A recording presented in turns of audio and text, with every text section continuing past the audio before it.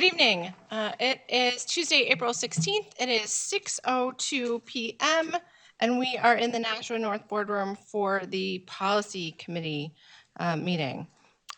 Present, I'm here. I don't know why I'm listed first. That's weird. Ms. Darling? Here. Ms. Lampier? Here. Mr. Johnson? Here. We also have Ms. Giglio. We have Mr. Pasca, and we have Ms. Kinsella.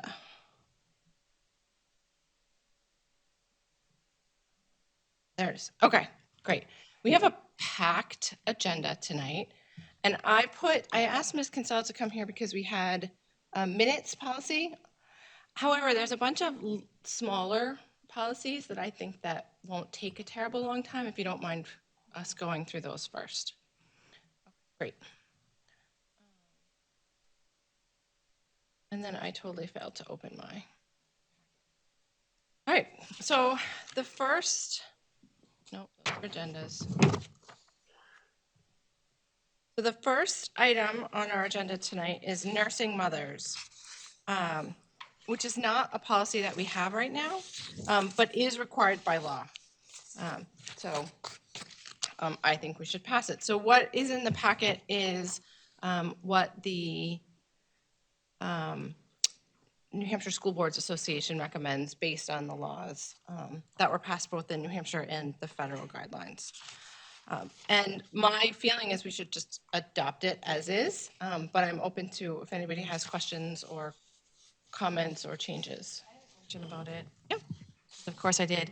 So I was reading through it, and it talks about nursing mothers and accommodating them, and nursing and breast pumps, but there's nothing in here about the actual reality of getting an infant in and out of the school if someone chooses to breastfeed rather than use a pump.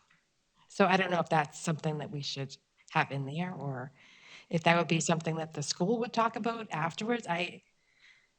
So my understanding of the law is that we have to accommodate pumping breast milk, but we're not accommodating babies in the building. Okay. That yeah. Okay, that makes sense. Okay. All right, thank you. Should we decide at some point to allow babies in the building, that's not prohibited by law. And so there are things in there to cover that. However, I was just looking at this going, oh, but there's all this nursing, but no baby. I don't understand. So mostly it's for pumping. Okay. Which has been allowed for a long time, but we haven't had a policy for it. And I don't know, having been through that with babies myself, it's difficult to find an opportunity to do that privately. So I'm happy about it. I would say my February baby, the place that I worked did not have a location for you to go other than the bathroom. So I would literally be at 2:00 in the morning out in my car. Yep. And it was horrible. I remember doing it in my minivan too. I had like all these little like towels that I would string up, it was ridiculous. But anyways, so I move to send ACN nursing mothers accommodation to the full board as it was presented here tonight. Second. Okay. All in favor say aye. Aye. Okay. Great, that was fun. All right, so the second item is administering medication to students. And if you'll notice, this one, we have a lot of redlining of our old policy. Weird, the way that this printed. There's a lot of redlining of the old policy, and then the new policy is right afterwards. So what we've done is worked with the head nurses in the schools to kind of mesh what the School Board Association has recommended and what our nurses are asking for as well. So when we looked up what the School Board Association had recommended, they had like 5 different policies on medications.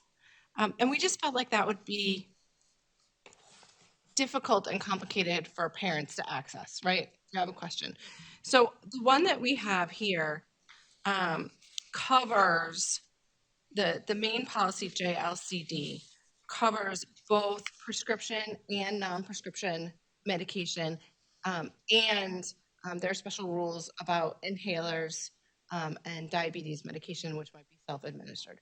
So we have all of that in one place for people to see what all of the rules are all together. And then we have two different forms depending on what type of medication we're talking about. So talking about the policy, did anyone have any questions or comments about the policy itself?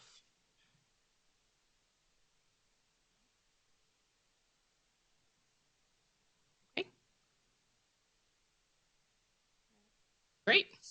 All right, so I move that we send JLCD administering medication to students to the full board as it's presented here tonight. Second.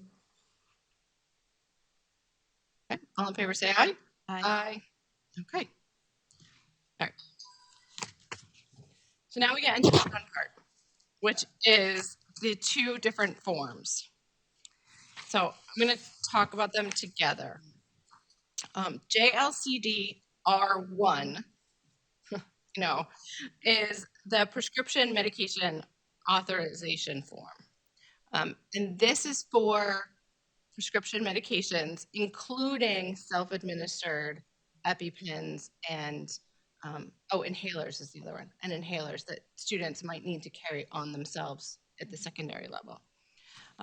So we kind of went round and round on this one. There was a lot of discussion about the language in it, and there was a lot of concerns about the healthcare provider section.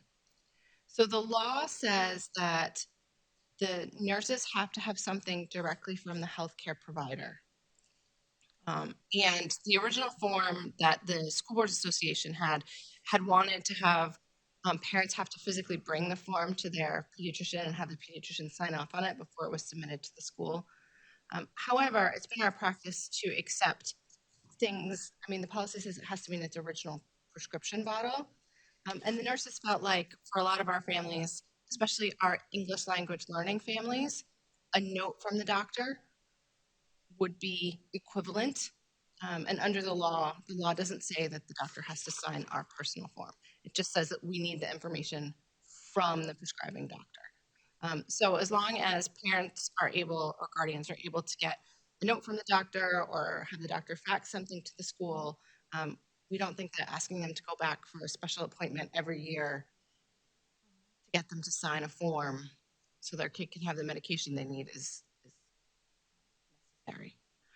Does anyone have any questions or concerns about that? I just had one question about this, which is that like on the second form for the over-the-counter stuff, it says the permission is good for 1 school year. But on the first form, a lot of kids with chronic illnesses that have like diabetes or something like that, how often do they have to fill this form out?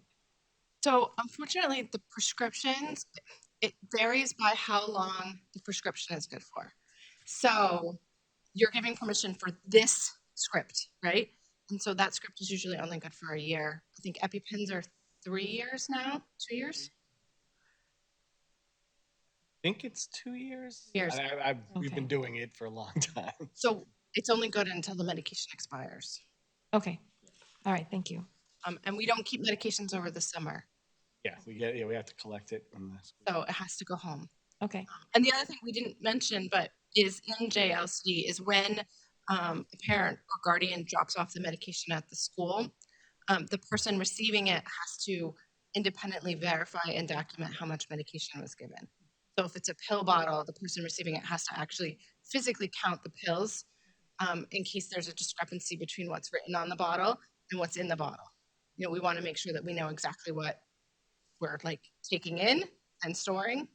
And then there's regulations in JLCD about safe storage and who can have access to it and how many locks have to be on the cabinets. Okay. Any other questions, No, that was it. concerns? Anyone? No? I will just say that I'm glad I do not have to fill this form out for EpiPens anymore. The EpiPens are a lot of work. Yeah. And they're expensive. Oh yeah, but And we hold on to they did that during COVID, that they really don't expire after 2 years, but Oh, we have a collection. okay. So, trying to think, am I missing any other salient points on this one? No, not on R1, no. Okay. I think we'll get into the rest of the discussion with R2. Yep. All right. So I move that we send JLCD R1 administering prescription medication to students to the full board as presented. Second.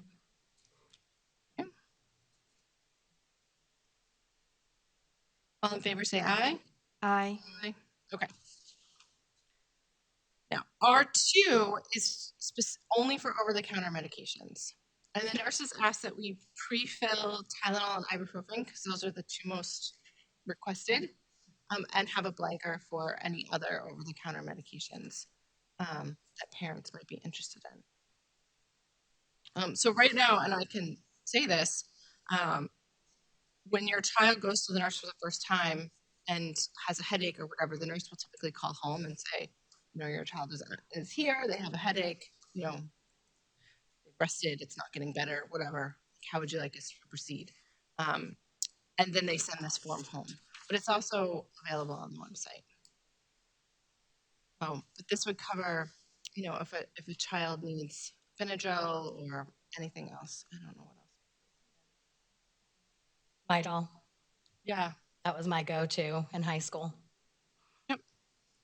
So It looks good to me. I don't see any problem with it. great. Yeah. And so this is basically the form we had before. We've just updated the legal language based on what the lawyers at the should say now. I think the old one was from like the 80s. Okay. All right. So I move that we send JLCDR2 administering over-the-counter medication to students form to the full board as it's presented tonight. Second. Thank you. All in favor, say aye. Aye. Aye.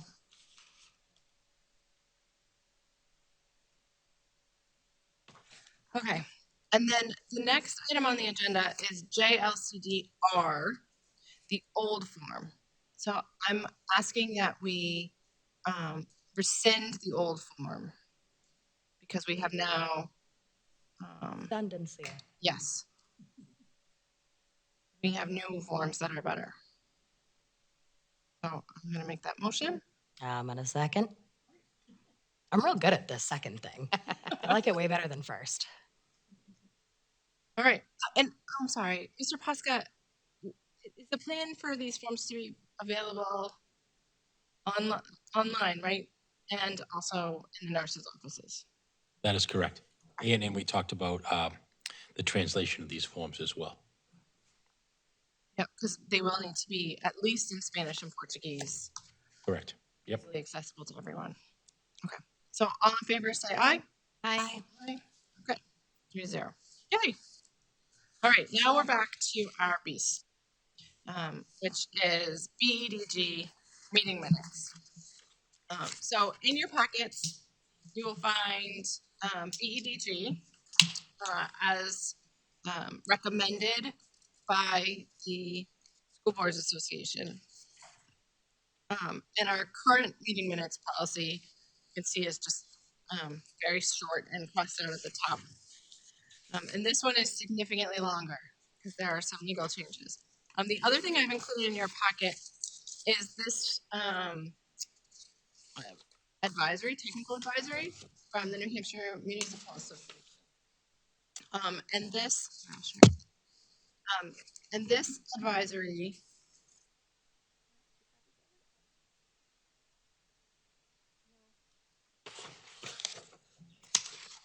I don't know if that's 2 copies or not. Oh, I think it's a printing error on my home printer. All right, so and I've passed out today, just for discussion purposes. Ms. Giglio is the transcriptionist for Chelmsford Public Schools for their board meetings. And so she has shared with us a sample agenda from a March meeting and then the minutes that she compiled. And we've asked Ms. Kinsella to be here because Ms. Kinsella does it for us, and it takes a significant portion of her day. And I know that we've had a lot of conversation on this board about what do we want minutes to look like? How do we want this whole process to work? So, not sure how you guys want to begin the discussion. The legal changes that are prompting us to pull the policy for review are about non-public meeting minutes. So we can start there and go back to the beginning, or we can just go through the policy line by line. I kind of envisioned it more of a working session because this has been an ongoing discussion. Ms. Raymond, I think since we have Ms. Julio and Ms. Kinsella here, I think to your point before, the main purpose of bringing this forward was to comply with the legislative update about the non-public meetings minutes and how we have to change our tact for what we're doing here. And that still has to be discussed. But I think in the conversations that have been brought up since we've talked about this are about our meeting minutes. So I think in fairness to Ms. Julio and Ms. Kinsella, could we kind of have that conversation first, knowing that we'll have to go back and talk about the legal aspect of it going forward? Yeah, I'm comfortable with that either way. I actually did not do any non-public meeting minutes for Chelmsford at all. When they meet in executive session, one of the members of their 5-person school committee is the secretary for that. And so I have nothing to do with those minutes, just the public meetings. So Ms. Kinsella, can you tell us what we're doing now? And that will give us a good. So currently, we do, in the superintendent's office, we do both non-public and public minutes.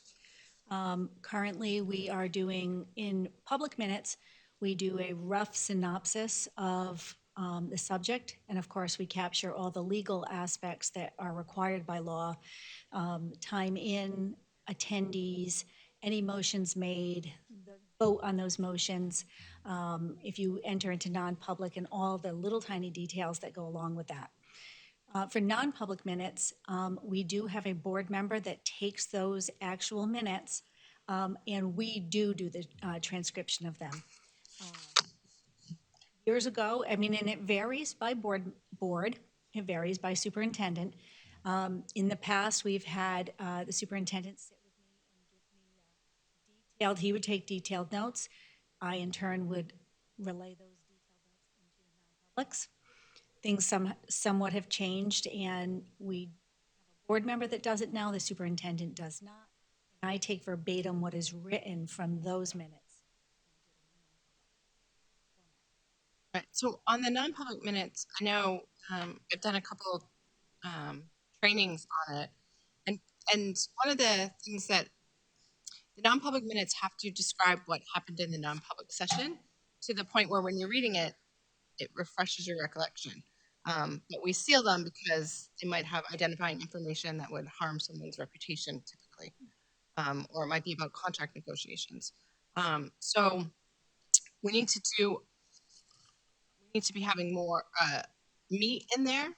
But the other part of the legal change is that there was a law passed last year and signed in by the governor over the summer that requires municipalities, including school boards, to review all of their sealed minutes every 10 years and then make a decision on whether or not to keep them sealed or to unseal them.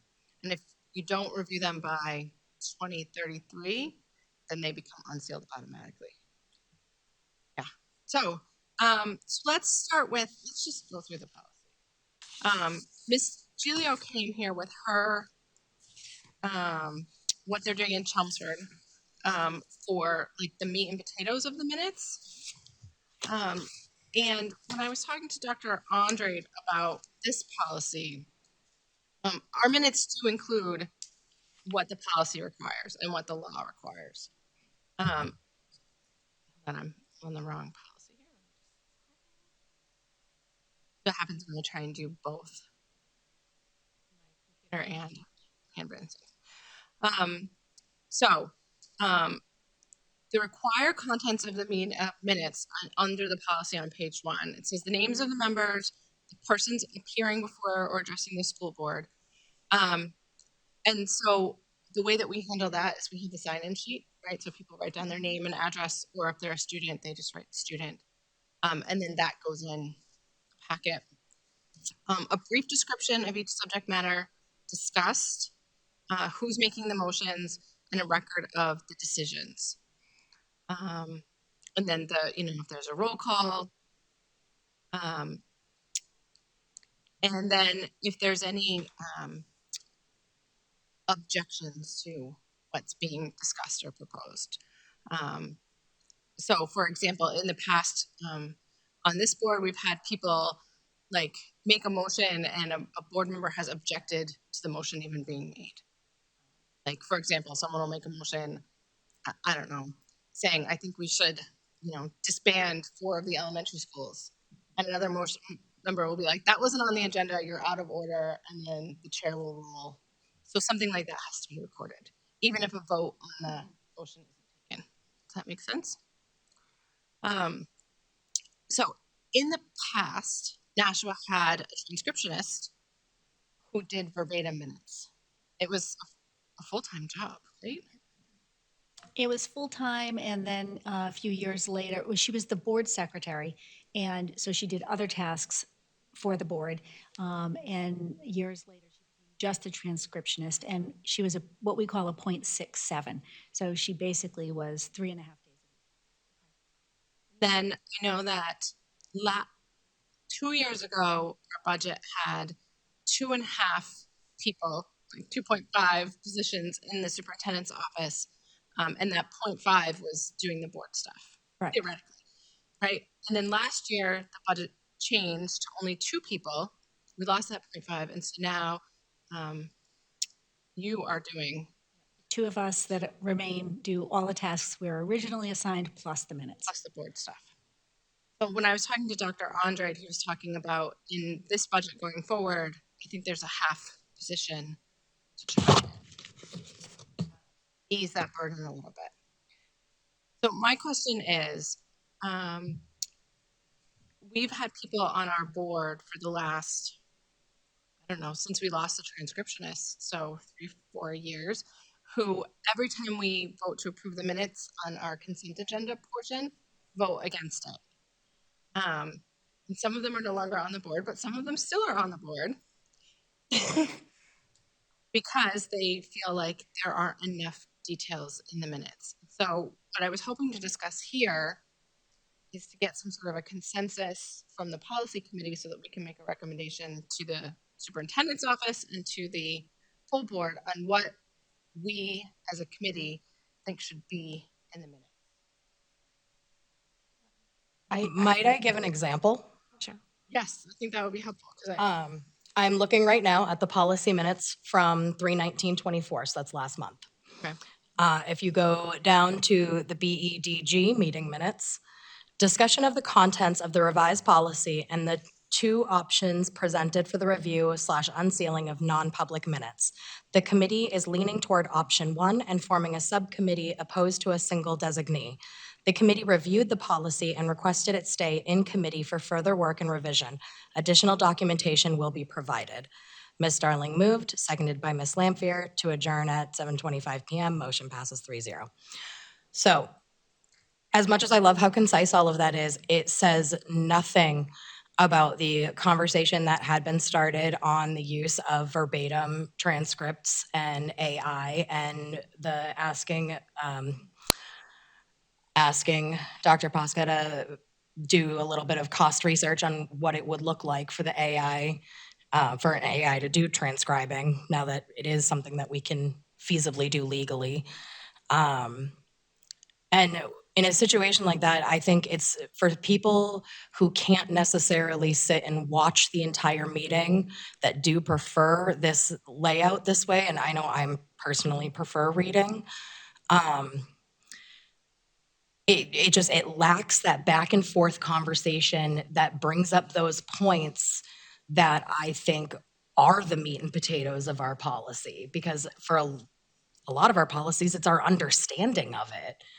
And so to be able to like look at this and to know that in that conversation, we spent at least 10 minutes on AI and verbatim and all of that, but it's not listed in here at all. Right, which doesn't then trigger me to remember it later.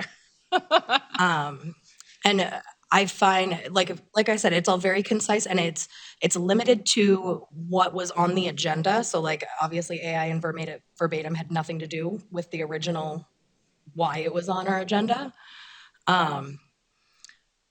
And I mean, I've told Tara a million times, she is the glue that keeps this district together. I don't know how she does it. She is like 3 Dr. Andres, in my humble opinion. But I do think that if we have access to resources that are not going to break our bank, that allow us to have those full verbatim minutes, which makes it even more ADA compliant, we should. And yeah, that is why I vote no on the consent agenda every single meeting, because I think it's important that we're able to look back and read them, especially if you don't have hours. I feel the opposite way, and I'll tell you why. When I decided I was interested in running for the school board, I went through and read the minutes of the old meetings, and I was like, this is like a soap opera. Oh my goodness, this one hates that one, and that one hates this one, and look at that. And it just, to have all those moments where we're not always at our best, and we're frustrated, and we're trying desperately to get people to see our point of view instead of their own, to see it all printed out like that afterwards, I think it's kind of harmful for the board getting along with each other. And that's why I think it shouldn't be verbatim. I mean, I like to think that if it's verbatim minutes, you would have your choice as the board member of whether you watch the video or read the minutes. Either way, when you're voting on the consent agenda, what you're doing is saying that you have reviewed the minutes and that you agree with them. So I think at that point, I mean, I agree, it was a soap opera. Before I considered running, it was a drinking game for us. I am dead serious. We had bingo drinking games for the Board of Education. Excuse me, I don't know what you mean by Every time certain individuals would make certain claims about, say, masks and their opinion on masks, my friends and I would take a shot. Obviously, watching this from home over Zoom back in those days. And I'm not gonna lie, that was part of what triggered me to say, hey, this place is kind of a joke. I think it read like a soap opera because it was a soap opera. I think our meetings now are far more insightful. And yeah, we get passionate. And I know that I interrupt people all the time. And I don't mean to, I'm so sorry. But I don't think it would read the same drama that it did before. So the reason I asked Miss Giglio to come tonight is because Miss Giglio does this professionally in her, I'm going to call it your post-retirement career. And she brought us from the Chelmsford meeting in March, their minutes. And one of the things that I like about the way that these are is that for each thing, there's a paragraph or two with what was discussed. It's like the meat of the discussion without saying necessarily, Mr. Brown said this, and then, Miss Jones was like, no, you're totally wrong. And then Mr. Brown defended himself. It doesn't go into that. It says, here's the gist. For example, enrollment projections, and these are the ones that were most reliable, and here's what they said, instead of just saying, there was a presentation on enrollment projections, which I appreciated. If you look, there's one that says, Mr. King spoke of a longtime Chelmsford teacher and coach, and, so there are some things that are quoted and some things that aren't. I know in the past, even when they were verbatim, they weren't always verbatim. Sometimes it was a summary, and if a board member wanted their speech included, they would have to email the transcriptionist their typed up, like, this is my speech that I'm giving tonight. And so I thought something like this might be an acceptable compromise. However, something like this costs Chelmsford, which is a much smaller district, about $4,000 to $6,000 a year. And so if we were to decide that our recommendation for Nashua is that we expand the time given to the minutes, that we would have to expect a similar cost increase. And I just want to mention on the AI, so we are using an AI. Currently, we do use AI. We have been for 4 years. I love that. Wow. But See, where were you the last 3 meetings when I've been all grr? but the AI still needs considerable human supervision and revision. So I was telling Ms. Kinsella and Ms. Porter the other day about how we used to use one in my job as a social worker many years ago. And so the way we do our case notes, we would say caseworker, made a home visit, blah, blah, blah. Caseworker asked the child this. My AI always took it and made it cheeseburger. Every time for 5.5 years. I could not enunciate apparently clearly enough for this particular program to pick it up. So I would have to go through after I finished dictating my notes and manually change it, like every time. And sometimes it would show up in court and it was really embarrassing. And I think that even though it's been 15 years since then, AI is still only as good as the input. And so when we're turning to the side or when people aren't enunciating very clearly, the AI can garble or miss things. So it still needs So I gotta say, not enough on its own. Like it still requires a significant time investment from staff to manage it. I know for one, if I could just take the closed captions from YouTube and copy and paste it into a Word document, that would be enough for me. And YouTube doesn't allow you to do that. Well, not only that, but I use YouTube. So I go to the meetings. They like me to be there. So I go, which is why I'm not available every other Tuesday night. And I take some minutes then, but I do it from YouTube. Okay.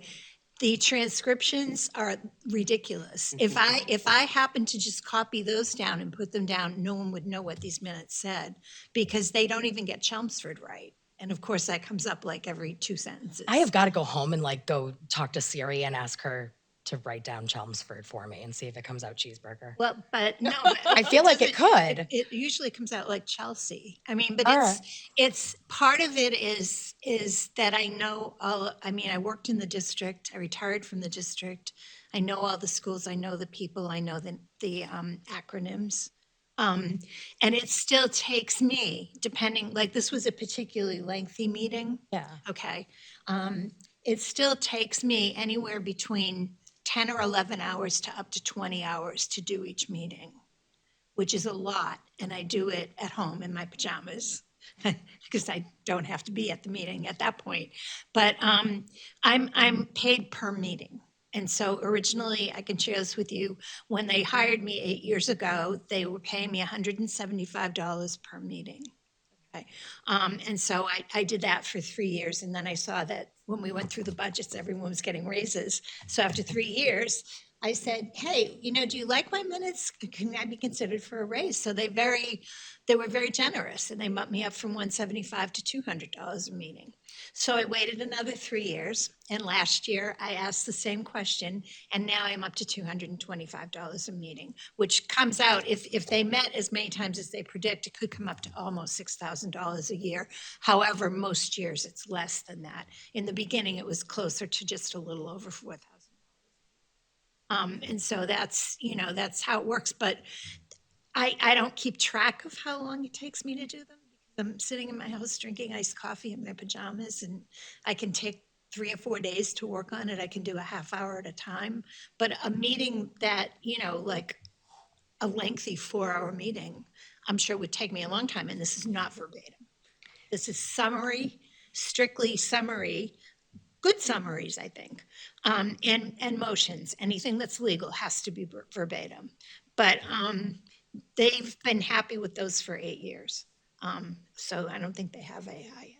Don't tell them about it. So I think part of my question is, have we looked into what the cost might be to upgrade? Because there are now AI-based legal transcription programs that are specifically used in courtrooms and for legal proceedings. And I would assume that those have one of the highest standards of needing to be accurate.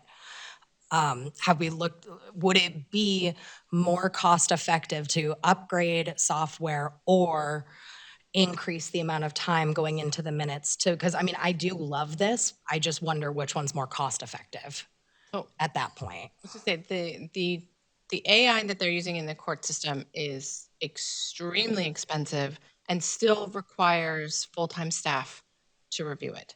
So the court system got rid of their court transcribers. I forget how many years ago, 7 years ago, maybe. I just went to a whole thing about it. However, they still need a human being in the room at the time that it's being done. It's just the judge is now pressing the on/off button for the transcriber, and then the court clerk still has to review all of that. So they're doing both. They're paying several $100,000 for a software program, and then $50,000 or $60,000 a year for the person who reviews the software program. We have a very limited one, but it gets the text down. And again, only as good as the person who is enunciating or their inflections, dialect, accents, which we have quite a few in New England. But text still has to be manipulated. You have to put a title, you have to underline, then there's a lot of formatting that takes tedious amounts of time. So even though the bulk of the text is there, the formatting to put it in and then to put all the, it's not going to put motions. It's not going to highlight it. It's not going to, get the counts down. So there's a lot of minuscule details that have to be in minutes that you're just not, I don't care how much you pay. We have looked into more expensive programs. So we tried to find, and some of these programs are like $12,000 a year, but you have to pay a continual fee. It's not like a one-time buy like it used to be with software. Right. Everything is subscription-based and it's, pricey. This price does a pretty good job, but it still takes that human touch. And as, Ms. Giulio mentioned, it takes her 10 to 12 hours per set of minutes. We're in an office that it's not quiet. We're not by ourselves. There's two of us, there's people coming in. So it takes us probably even, twice as long because it's choppy and it's difficult to do.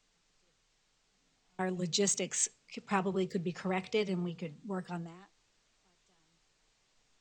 But one of the things I think that, I've been to many trainings from the New Hampshire Municipal Association, and they do a really nice job. And one of the things they taught us is that everything that we're saying here is of zero matter.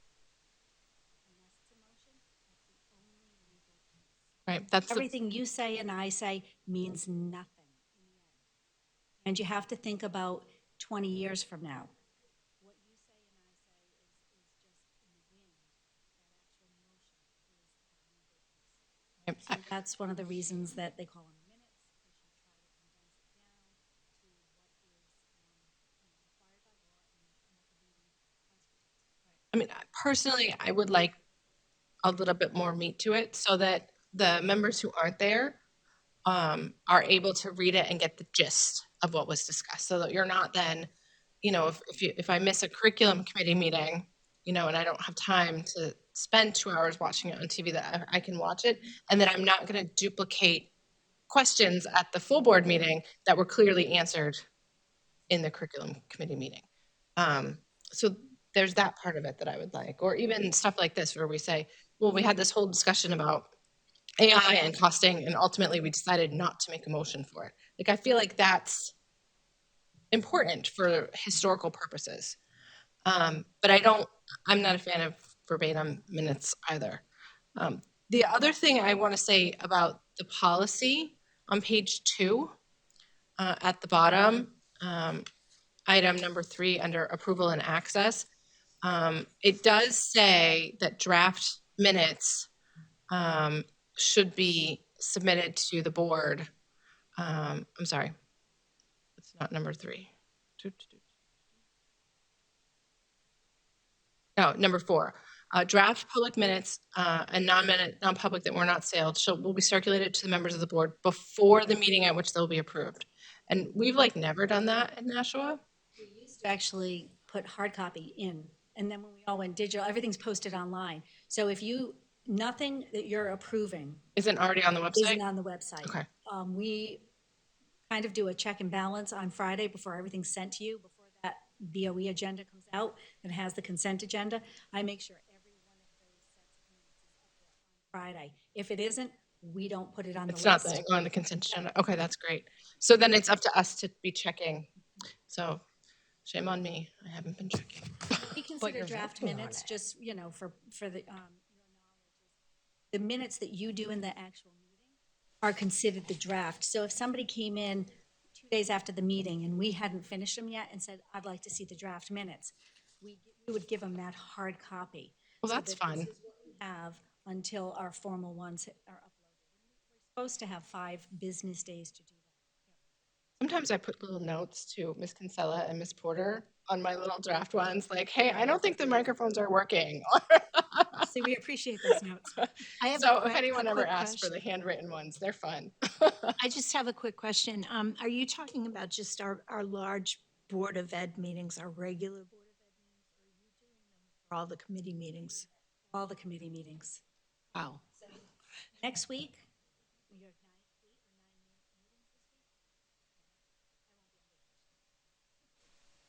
week. So So that's kind of where I also want to point out, like, I mean, we are obviously in budget session right now, my favorite time of year. And how feasible is it to get something? I mean, I honestly, Sharon, I love these. So, and I love the fact that it really captures kind of the conversation and back and forth, as well as the motions and details. And there's that bleeding heart part of me that I'm like, I don't want to ever put more on your plate. So how can we make this happen? Depends. I mean, that's a discussion with the superintendent. And that's a kind of a budgeting and a funding question. Sharon said you have 2 meetings a month? She does 2 meetings a month. We do anywhere from this month. and 35?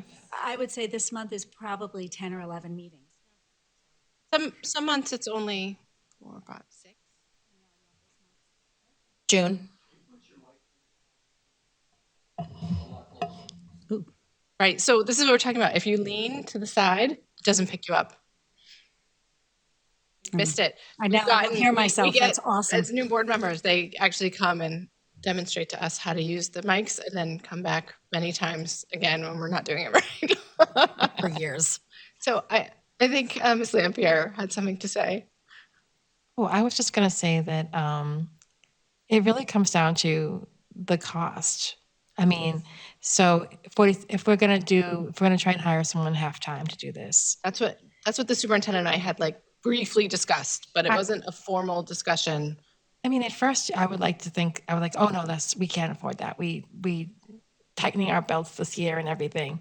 But then I'm thinking about the cost of Ms. Kinsella's time, and she's so valuable to the district. And I think it makes sense to see if we can hire someone for that amount of money. I would say, or is there any other position within central office that has the skill set and somehow the time? So there, I don't know how or who. right. I mean, there used to be a half-time-ish position in the superintendent's office. And between Ms. Kinsella and Ms. Porter and that half-time person, they kind of shared some of the responsibility. Personally, I feel like it's up to the superintendent to decide how to allocate tasks and not us, how he thinks it works best in his office. But I do think that with as busy as the Board of Ed is, and especially even though right to knows have slowed down with the volume of right to know requests that we get, I feel like it would be helpful to central office to have a person to help out. I know when I talked to Dr. Andrade last week briefly about it, he was saying that Ms. Kinsella and Ms. Porter are spending half of their time basically on board stuff. Well, I think that's the And they're concern that supposed we to be have the right now. superintendent's administrative assistants, not the board's administrative assistants. But I don't think the board trying to lump along for a year without an administrative assistant, what's happened is we've taken over half of the superintendents. Well, I think to Ms. Lampier's point, I mean, I think these minutes take up a lot of Ms. Porter, Ms. Kinsella's time.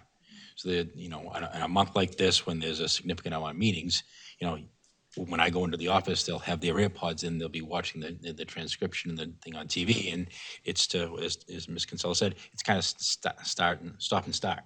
You know, I think Ms. Julia gave an excellent point. She's at the meeting, she has some time to kind of work through a period of notes prior to the next meeting. I don't think we have that manpower available in our offices to kind of say, okay, congratulations, this is your new task. So I think if there's a request for a change in what you're asking for the meetings, I think we have to look for a change in how we're conducting the business, because the AI return on that still involves, you know, a human capital part of it to oversee it. Yeah, I mean, I'm not even thinking about getting better minutes. I'm thinking that I didn't realize how much time it takes for what we do get. And it just seems like such a waste of your time. I mean, you guys do so much. Well, it is required by law. It is Right. part of, what we need to do as a district, whether it's me or someone else. It is, it's a very important task. It's, so from 10 years from now, 5 years from now, whatever, if somebody needs to find out what happened, they can do that. One of the things that we also like to try to do, and I'm sure Ms. Gilio is aware of this as well, is you try to keep some consistency. You don't want there to be a big differential between what Tara Kinsella does in, 2024 and what someone did 10 years ago, and then forward 10 years, because our job is to keep the permanent record of the district.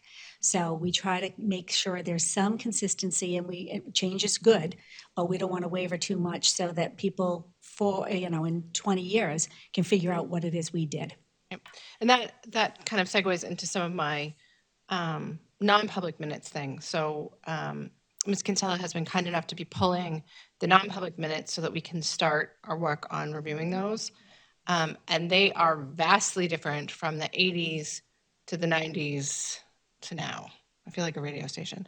But they really are. There have been significant changes. And, there have been recent ones where we voted to unseal some recently because there weren't, like, reading them, even in the meeting, it didn't refresh my recollection of what happened in the meeting. So I think that that's something that we changed the way that we did them back during COVID, and we need to make an adjustment again. So, Well, part of the thing is that when I first became secretary, I met with Ms. Kinsella, and she said, you kind of have to choose. Like, if you're going to not put any details in, then you shouldn't seal them. If you're going to put details in, then you should seal them. And then the first couple of times I did the non-public meetings, I was reading them, and people like, don't put that in. Don't put that in. Don't put that in. So then I started putting in as little as possible. Right. But then we were still always voting to seal them, and everyone voted to seal them, and I felt silly not voting to seal them. I felt like it was an argument I wasn't going to win, so I voted to seal them, and I still kept writing as little as possible. But after hearing what you wrote last night, I was like, oh my goodness, I've been doing this so poorly. And I know, I mean, there must be some kind of, I don't think you've been doing them poorly. I actually was looking at what some of the older ones were from before in preparation for reviewing them. And in the past, as Ms. Kinsella said earlier, like, the superintendent was doing it. And it was a summary. And I think what happens is so let's just take an arbitrary, like a hypothetical, right? So hypothetically, we have a non-public where we're talking about a personnel issue, right? If that personnel issue becomes a legal issue later and an attorney asks for the minutes, right, because of a court case or something else, if we don't have in there what happened, not verbatim, not, Ms. Jones said this and Mr. Brown said that, but just the gist of it, this is the facts we got and this is why the board made the decision, then we've hampered the legal case, right? We've not had sufficient evidence. And so my concern is making sure that we're complying with that. And then making sure that because really the minutes are for us to refresh our recollection, but they're also for the public, right? So that the public knows that we're doing our jobs appropriately. So that when things become unsealed, the public knows what we did. And so I think that we are not the only board that has struggled with this. I've talked to people from school boards across the state. Ms. Kinsella made that great form for us, for the non-public minutes form, based on when they changed the law on non-public minutes and what you could seal them for. And we actually shared that with other districts who were like literally writing theirs on a piece of note paper, having no idea what the law was, or, you know, clearly not doing it appropriately. So I think we had a leg up. We just need to keep moving. And this seemed like an appropriate time to talk about it with the legal changes. But I mean, so if we seal the minutes and someone comes along, a lawyer wants to unseal them Vote. for a legal reason, so then we'd have to have all the details in there. But if we don't seal them, I mean, wouldn't that be better for the district in the long run? To have the notes with little details unsealed? I think that the lawyer for the district and I might have disagreement on this. I think Because he's like Tom is the number one person. It's like bare bones, one the sentence least, grid. right? So Yeah. what the minutes are required is just what we talked about earlier. Who was there and what are the motions? Yeah. That's it. For me, that's difficult to wrap my mind around, only doing that, because then if I'm called to testify about something because it goes to trial, I don't remember. Like, as Ms. Kinsella said, like this month we had 12 meetings. Do I remember every detail of everything that happened in every one of those meetings? I do now. Will I in 4 years? Probably not. So to me, they're a business record. And I think that that's the intent of the right to know law, is that people should have access to what the government is deciding and why the government has made the decisions that they've made. But I know Tom says, stick to what the law requires and don't do any more. I don't know what the right answer is. Okay. I think you have to put a description of sorts. The detail that you put in should at least have the person or whoever's reviewing those non-publics or looking at them. If it is a personnel issue, if you're going into non-public to protect identifiable information, you should at least put who that person you're going in for. Right. I know that you're trying to protect that person, but those are your meeting was protected and the minutes are protected. And if we go forward 3 weeks from now, we don't know who that person was that you were discussing. Okay. Never mind a year from now. And why you were discussing them, and then any outcome. The outcome is really the most important part. There's other situations like you evaluate the superintendent annually. If you just put annual evaluation of the superintendent, don't seal it, let it go. You don't need to have the details of his evaluation in there. I don't think that I've ever seen that. So for the most part, that's really between you and him anyway, and the minutes don't need to. So different situations. That's my. It's Right, tough. thank you. It's very tough. All right, so I think what I'm hearing is that as the policy committee, we think that there needs to be at least, I know the superintendent said a half person. I know that sounds weird to say, but a half-time employee to help out in central office with board stuff, including the minutes. I think that we like a little bit more of a summary, but maybe not verbatim, or we still want verbatim? I would be happy with just a more beefed up summary that kind of encapsulates the discussion back and forth. When we have a person to do it. Yes, once we have a person to do it. I think, doing the kind of minutes that I do, if someone is a part of that meeting that they're particularly interested in, then they can go to the YouTube and fast forward and because of the agenda and because of the consistency of the flow of the meeting, they can get to what they want to see without having to watch the whole 2 hours of the YouTube. And then that's, so But I know the laws are different in Massachusetts. Usually they're stricter. But not on this. No, apparently not. So anyway, Ms. Porter and I have discussed adding a little bit of detail on the minutes. So for instance, just, we'll take a Board of Ed agenda. When you get to curriculum, putting a little timestamp from the YouTube video. So to see, if somebody is interested in further detail, it gives them that timestamp so that they can go straight to that portion of the YouTube. that's a really good idea. Yeah. I know that previously, probably 6 years ago when they were verbatim, sometimes there were hyperlinks in the minutes where you could like hyperlink to something. Yeah. But I know that person spent an enormous amount of time on it. Okay. So moving on, as we're looking at the text of the minutes of the policy. We talked about the things that are required. So, and the first paragraph really discusses exactly what we just discussed, right? Which is, it's right here.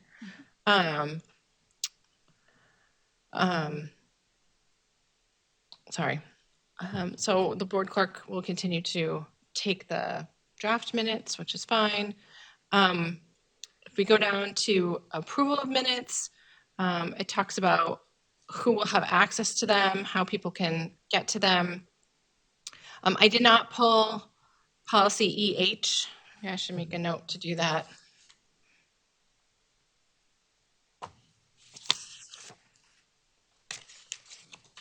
Hold on, I'm gonna write it down so I don't forget, which talks about how people request minutes, but we don't usually have a lot of people requesting the minutes because they're being posted online the Fridays before they're approved anyways.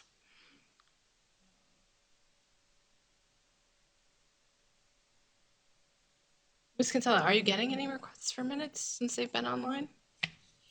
Are you getting people requesting the minutes? I don't have a lot of requests for minutes. Nope. Great. So we'll I pull, do, I just point them to the website, which has been helpful. we'll pull EH and look at what it says after.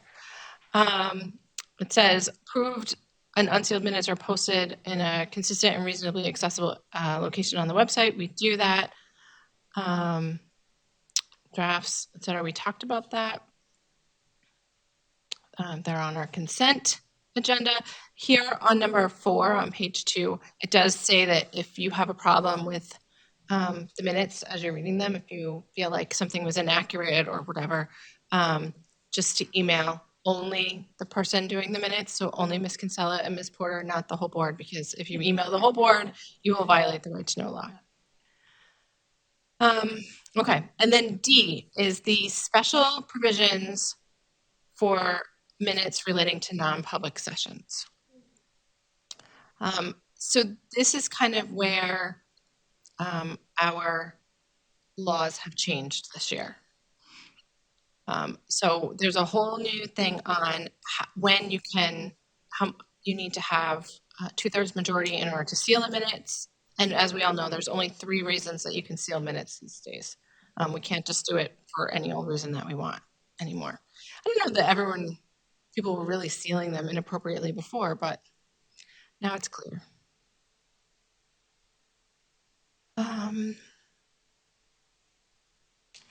So Ms. Kinsella has made us a lovely chart. So anyone who is ever doing the minutes for a non-public, it really walks you through our form, walks you through every step here on how, so that we don't forget anything. I have a question on 2D. It talks about that the movement or the board should consider and state the duration that minutes be sealed based upon the grounds supporting the sealing. Should we start saying how long we want things to be sealed for when we seal minutes? I think if they're time limited, we can. So for example, if we are discussing in non-public session negotiations on a union contract, right? So the people are negotiating and the board members who are on the negotiating team have questions for the board. So they come back, we go into non-public and they say, hey, the teachers have asked for this percentage and we've offered this percentage. I'd like to get, feedback from the board before we go to our next negotiating session. We could say, we move to seal these minutes until the contract is approved. But then we have to have a trigger in the superintendent's office. Whoever's in charge of tracking them would have to have a trigger to, remind themselves to unseal them as soon as we vote to approve the. So it might be easier just to not put a date on it and to have the subcommittee that's doing them. I don't know. So if you look under number 4 on page 4, it says the superintendent is directed to maintain a list of all sealed minutes occurring after July 1st, 2021. So this is new under the new law. Do we have that now, Ms. Kinsella? So that was a change that was made in 2021, and we luckily currently do keep a list. We have all of the detail in it, except for the end and the start times of the non-public session. Not that that wasn't available, but in 2021, I was slightly confused by this. In 2021, that was not a requisite of that list, but it is now. It is now. So I've marked the C. G and H are the other things that are not in my list, but everything else we do have. So here, G talks about it like when it should be unsealed. So if we add that to the list as we create this committee to review the non-public minutes, maybe that is a way to do it. And so then the next section is about how we're going to decide to review the non-public minutes. And we had spoken previously about creating a committee to do that and then have the committee meet a certain number, like once or twice a year, 4 times a year. I don't really have strong feelings either way. It might be more at the beginning. I don't know, to do that. And so that's really what I'm looking for tonight from the policy committee is how do we feel about the 2 options kind of allowed under law? The first option is that we make a record, which Ms. Kinsella has already, which is super convenient. And then we create a schedule for reviewing them.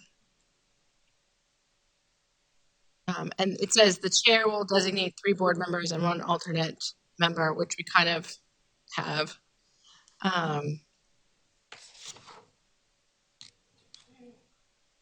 The other option is that we don't have a specific procedure and we just kind of willy-nilly figure it out.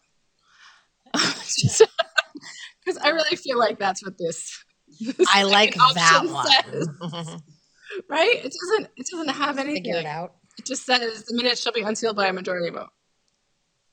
So does that mean that basically in a full board meeting, we could make a motion to unseal all sealed minutes that have hit the 10-year mark and just have that be done with it? And then automatically they're all unsealed? We could. I wouldn't personally recommend it. Just making sure that chaos is something that we could choose if we wanted to. I think we should do the subcommittee personally. So I think the difference between option 1 and option 2 is, do we want a subcommittee of, 4 people who are going to take this on during the day and go down to central office and, I think it's on a thumb drive somewhere or whatever. I have all the minutes electronically. Yep. So isn't that convenient? They're electronic. Yeah, that's really cool. So I was envisioning us like having to take out these like stuffy old boxes that were like moldy and nasty. No, I did that. Okay. Thank you. Welcome. Yeah. And then, meeting a few times a year. That sounds good to me. As long as I don't have to be on the subcommittee. I think we had volunteers. I was one. Okay, good. Oh, geez. I sent so many emails. Non-public minutes review committee. Oh, wait. Where is it? So the people who volunteered were myself, Miss Gilio, Miss Daniels Williams, and Mr. Johnson. Oh.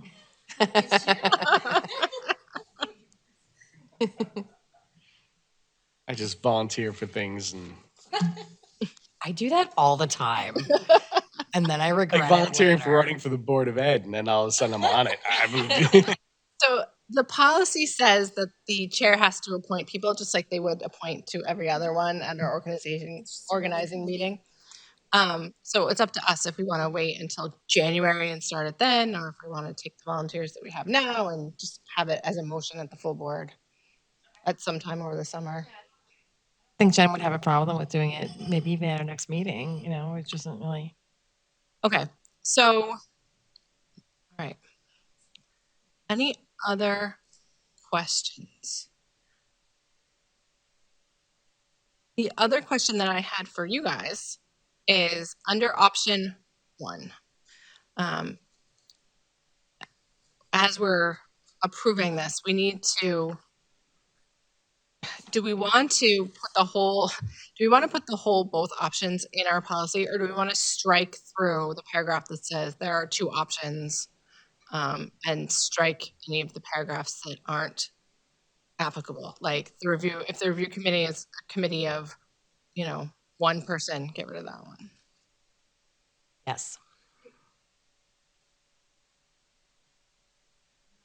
You can No, talk. everyone's invited to share their thoughts. If you show up for policy, you get to talk. Oh, okay. But I would think that that would be best to go through and strike out anything, because if you can condense the policy at all, it's more apt to have people really read it. And if it's just, 12 pages of policy on one particular issue, I would go for trying to see what doesn't have to be included. I agree with that. So Right. So let's look at, so on this draft policy, anything that says in parentheses note, we mean to strike for the final version, because that is a note to us, not a note to the public. Or, well, maybe not. Well, they're all, honestly, this one says everything asterisk is specifically required under the law, and they're like all asterisks, so I think we should just keep them there. I just want to note on page 5, under H, it says the sealed minutes list shall be updated each time the body seals non-public minutes, and the updated list shall be made as soon as practicable for public disclosure. So I don't think we have our sealed minutes list on the website somewhere. We don't, and just for clarification, our sealed, our sealed non-public minutes list only goes back to 2021. Right. That's all that's required under the law. In option 1A, it says that the board directs superintendent or his designee to compile a log of non-public minutes that have been sealed prior to 2023. Yeah. So So that would take a little bit of doing, and I think that's why in the paragraph underneath it, it says the record of minutes sealed before 2023, or 10/3/2023, shall be compiled no later than. So I think we need to allow for some time for our office to give you that list. yep. I think we have to. I think we have to have that list either way, right? Because you can't review the minutes if you don't have the list. Correct. So let's just go through. We'll leave the line about the sealed minutes list shall be updated. But I'm going to say shall be updated. What's our usual policy for minutes? 5 days. So it should say, I gotta write it down. Page. Non-publics are 72 hours. Okay, so that's what it should say. So on page 5, the non-public minutes list shall be updated within 72. Shall be updated within 72 hours. That makes sense. that 5 days? No, that's only 3 days.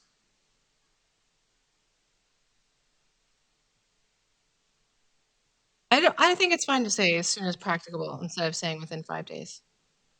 Okay, I'm gonna take it back then. We'll leave that alone. Okay, so then we're going to strike the paragraph that starts with 2 options and the part that's highlighted that says option 1. And that is on page 5.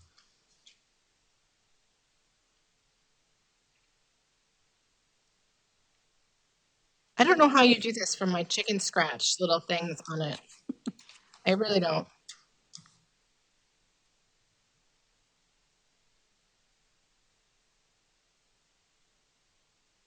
Page 5.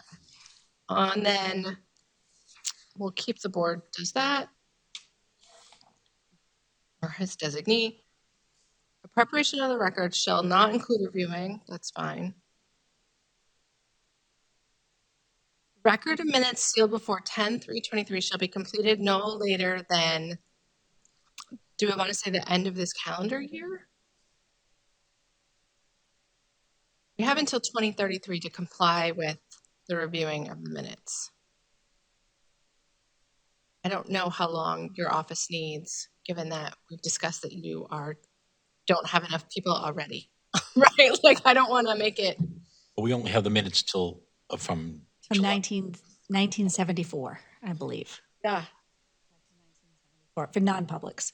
I have it back to 1864 for public minutes That is so That would cool. be amazing. in calligraphy. Oh, that is Beautiful. so nifty. Oh, wow. Oh, they're beautiful. Yeah. Perfect English, beautifully written. And we teach our kids cursive here in Nashua, so they'll be able to read them. I actually feel like I'm losing my ability to print because it's just so bad. I don't print. I type everything with my thumbs. So I don't need to write. My parents used to make us write lines if our handwriting was not good enough. And to this day, my handwriting is horrible. So, but my mother, my grandmother, my sisters, all of them have beautiful handwriting. I don't know where I failed. Okay, so Ms. Kinsella, end of the calendar year, replace May 1, 2024, which is not practical, with by January 1st, 2025. Absolutely. And if we come across any stumbling block, we can always let the board know. Okay. A, last line, should say change. Does anyone have any objections to that? 1/1/25. Okay. And then we will establish a schedule no later than 2033. I think we can handle it. I do think we should get on it, like Oh, yeah. in 2025, so that there's an established schedule. Because I think we should, make efforts, especially if we have it back to 1974. That will take a little bit, and I know some of those are pretty long. All right, so the chair will designate 3 board members and 1 alternate member. I think that's fine. That's exactly what we have on all of our other ones.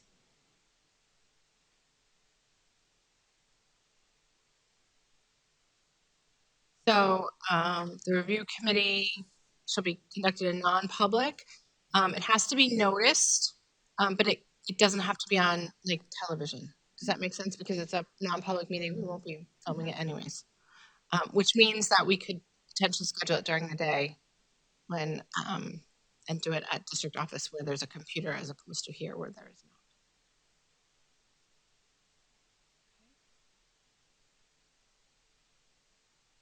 And then it says, going down, if the reviewing committee determines the reasons justifying non-disclosure continue to apply.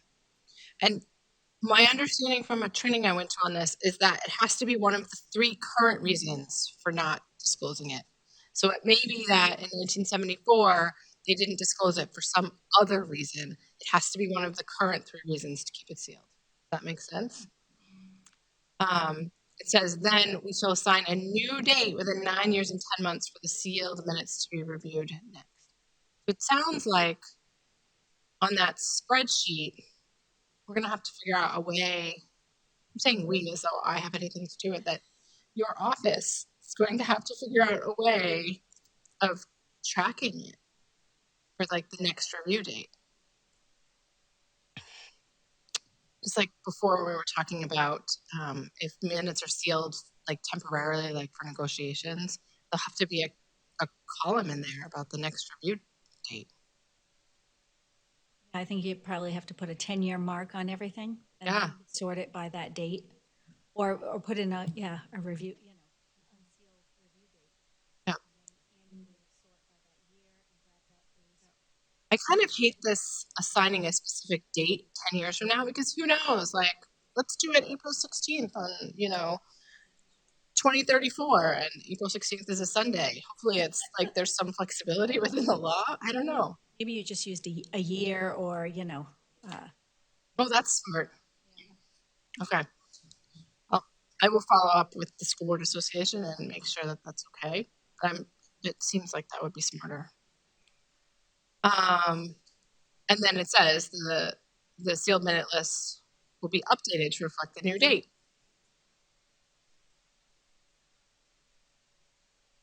And then it will go, so on our agendas on the main board, after we have a review committee meeting, the next main board agenda will have to have a committee header and motions to unseal or seal. So when we do that, my understanding is it can just be a list. We don't have to bring the actual physical minutes and attach them to our board agenda. It can just be the review committee makes a motion or recommends that we unseal the following dates and we keep sealed these following dates. They wouldn't have to go on the website, would they? So currently, we only have back to 2019 on the website. It's probably when our website began, or I haven't found a need to have more than like 5 years on the website. They're certainly available in our office by law. Anybody, if you wanted something from, 1995, we would hopefully find it for you and be able to give it to you. But to keep more than 5 years on the website seems a little cumbersome. Mm-hmm. A lot of data to be, Okay. managing. I would say though that we may find that as we do this that people are curious about the things that we unseal, and the superintendent's office may start getting some requests for copies of those minutes. At which time I would defer to administration about what they think is best for managing it. Correct. We'll have to feather them into the electronic files that we have dating back to 1800s or 1975, since that's when the non-public started. Right? I honestly don't know, and we'll have to pay attention to how cumbersome that gets. Just thinking about like Governor Wentworth Douglas. I think it's Wentworth Douglas School District has been getting so many right to knows over the past 4 years that they now have a spreadsheet on their website. That they have a page on their website just dedicated to right to knows, not necessarily where you can click and do a right to know request there, but where they actually post all of the right to knows that they have received, like who was asking for them, what they were asking for, when it was, completed, and how it was distributed, so that the community is aware of the amount of time and effort it's taking them to do that stuff. So just keep in mind, I'm worried about this creating so much more. Still get a fair amount of right to knows. I'm in favor of this putting it on the website thing. Plus, I think it would help with duplicate right to know requests, right? Someone could be like, oh, someone just requested this. I don't need to create my whole new one with these other 5 things attached if the essence of it was just requested last week and is out there. So they don't post the actual data, just the spreadsheet that says what was. Yep, what was requested. And I think it's a way for their staff also to know what was requested and be able to like go back and get it again if they need it. It's interesting. And honestly, I think it's also a way of demonstrating how many of these things get requested and never picked up after hours and hours and hours of work. So it says, upon receipt of recommendations from the reviewing committee that sealed minutes should be disclosed, the board will review such minutes in non-public session. So I was wrong. So the ones that we're keeping sealed, we can just have a list. But the ones that we're asking to be unsealed, the board will have to have a non-public session to do it and access to those minutes in case the board wants to override the decision of the committee.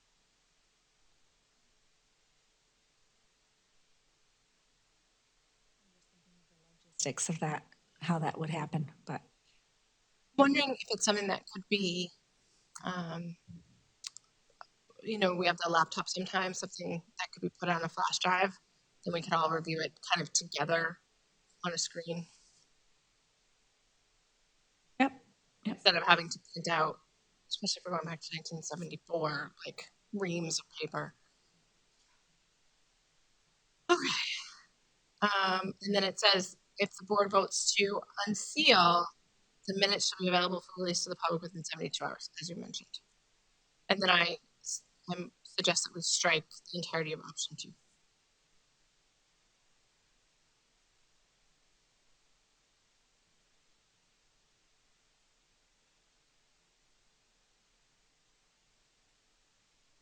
And that took a long time.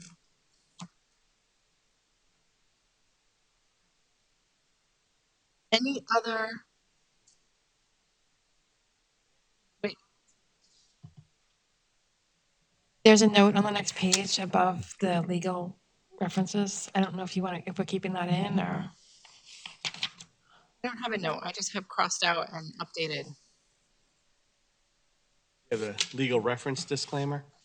Yeah, that has to be there. Oh, it's probably because I have a paper copy. Oh, you don't see the cross outs. Yeah, so, Oh. okay, thanks. Sorry. That's okay. Yeah, so the legal reference disclaimer is on all of them. Okay. I don't know if we keep them when we post them to our website, but it's on all of the sample policies. And then you'll see there's some, they've added RSA 18929A, because that's the new part of the law. And then the other parts of the law were renamed. I don't know why, but they were part of this last,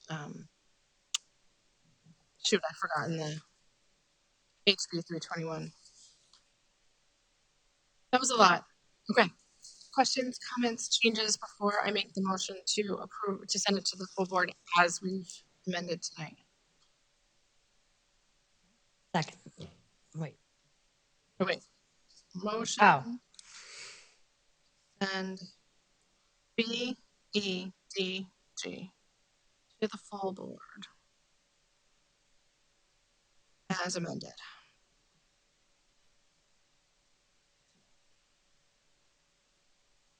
Okay. I made the motion. Ms. Darling, you seconded it? Second. All in favor, say aye. Bye. Aye. Passes 3-0. Well, that was a lot. Nothing else. My brain is toast now. Motion to. For what? Motion to adjourn. You can, if nobody else has anything or any questions about coming up. I do have a couple announcements about things coming up. That's it. So on my coming forward next time or the time after list is GBCD background checks. JCA, which is manifest hardship. There's a legal update. And we're talking about transportation. Our transportation policy says that we provide transportation starting in first grade, but we actually start in kindergarten because we added full-day kindergarten quite some time ago. So at some point in our lives, that policy will come here as well. That's all I've got for in the queue. And then Mr. Farley from our student board and his student senate have come up with a dress code. And so I'm still waiting to meet with him with Mr. Posca to see what will happen with that one. I am so excited to see their idea of an ideal dress code. I understand that their first idea was not received well by building administration as the way that they had hoped. Out of So curiosity, they've made some changes. was it similar to my favorite dress code, which is there should not be a dress code? I haven't seen any aspects of this yet. I would say there's a reason why I am only one vote. We should all be grateful for that for a moment. Yeah, honestly, I'm opposed to dress code as well. But I think that's it. I don't have anything else? I think this gets us through a lot of the legislative updates, and then we're working towards the ones that have to be reviewed because of the time, some of the older policies that have been updated in the last couple of years. Yeah. I do have something that I wanted to bring up to you guys that might end up coming down to us that we might want to consider looking at policy-wise at some point. Cyberbullying. And when it comes to cyberbullying, so much of it takes place at home. And when we have a situation where one child posts something on social media that is considered cyberbullying, but they post it from their house rather than the school, is it something where the school, whose jurisdiction? The parents, the schools, what right does the school have in protecting the kids that are getting cyberbullied? Because the reality is, cyberbullying is the one form of bullying that doesn't go away, and there's no safe place. That child has it in their hands morning, noon, and night. So at what point, I know my personal opinion is if somebody knows my kid is cyberbullying, I hope to goodness that they're having a good conversation with him and then letting me know so I can have a conversation with him. But just as a district, what our policy on that might be. Right, I will pull it up. I know we have policies like JICD, the student behavior policies. We have some hazing ones. We have some other ones about prevention of bullying. That's JICK. I guess it was beyond a JIC or JICK off the top of my head, but I don't know it verbatim. I'll say, I guess my biggest worry is I know if there's a situation where one child jumps another, but it happens at a public park, we look at it as call the police, call the parents. It's on them, not the school district. But if the cyberbullying is affecting a child at the school, but is coming from their house, Yep. So I don't know. Like it's such like a gray area, and I admire you guys for thinking on it. So yeah, I mean, JICK has a whole section on cyberbullying, based on RSA.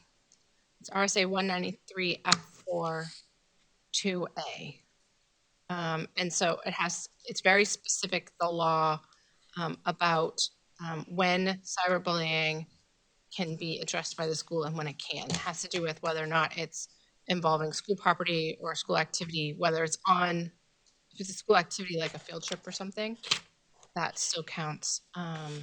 Or if the conduct interferes with the student's educational opportunities or disrupts the orderly operations of the school or the school sponsor. I know that my own kid was bullied in middle school a little bit. Mr. Posco was the principal at the time. And there was some text message stuff happening on the weekends. And the school was very responsive and worked with both parents and both students involved, even though the text messaging was happening over the weekend. I always appreciate the administrators that take bullying seriously because I remember what it was like to be a bullied kid, and it's good to know that you have adults in your corner. But yeah, cyberbullying, I think as a parent is one of those like top 10 fears for me because what do you do? So we can pull JICK though and take a look at it and see if it needs any adjustments. Be lovely. Anybody else? All right, we're ready then. I move to adjourn. Okay, we have a second? Second. All right, all in favor say aye. Aye. All right, so we are adjourned at 7:32 p.m. and I apologize to everyone for the extra 2 minutes.